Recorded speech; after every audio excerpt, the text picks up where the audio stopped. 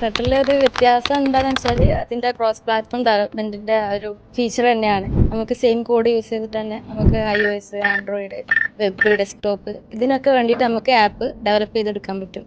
പിന്നെ അതേപോലെ തന്നെ നമുക്ക് എന്തെങ്കിലും ഒരു ചേഞ്ച്, ഇപ്പോൾ ഹോട്ട് റീലോഡ് എന്ന് പറഞ്ഞൊരു ഫീച്ചർ ഉണ്ട്. അത് ഫ്ലട്ടറിൻ്റെ ഏറ്റവും വലിയൊരു ഫീച്ചറാണ്. ചെറിയ എന്തെങ്കിലും ചേഞ്ചസ് വരുത്തിയാൽ തന്നെ നമുക്ക് ആപ്പ് മൊത്തത്തിൽ റീസ്റ്റാർട്ട് ചെയ്ത് നോക്കേണ്ട ആവശ്യമില്ല. ആ ഒരു ഭാഗം മാത്രം ഒന്ന് റീലോഡ് ചെയ്താൽ അപ്പം തന്നെ ആ ഒരു ചേഞ്ച് കാണാനും പറ്റും. ഫ്ലട്ടറിൽ ഈസി ആണോ എന്ന് ചോദിച്ചു കഴിഞ്ഞാൽ നമ്മൾ എത്രത്തോളം അതിൽ എഫേർട്ട് ഇടുന്നുണ്ട് എന്നുള്ളതിനനുസരിച്ചാണ്.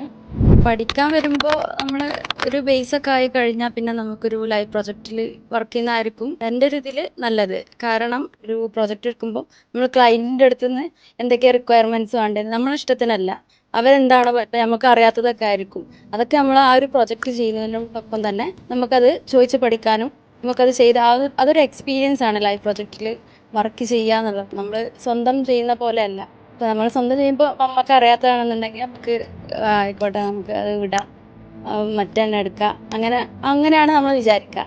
പക്ഷെ വേറൊരു പ്രോജക്റ്റ്, ഒരു ലൈവ് പ്രോജക്റ്റ് ആകുമ്പോൾ നമുക്കത് അങ്ങനെ ഒഴിവാക്കാൻ പറ്റില്ല. അതിനുള്ള കാര്യങ്ങൾ നമ്മൾ എന്തായാലും ചെയ്യണം. അപ്പോൾ എങ്ങനെയെങ്കിലും നമ്മളത് പഠിച്ചെടുക്കും. അപ്പോൾ കുറച്ചുകൂടി ബെറ്റർ ലൈവ് പ്രോജക്റ്റിൽ വർക്ക് ചെയ്യുന്നതായിരിക്കും.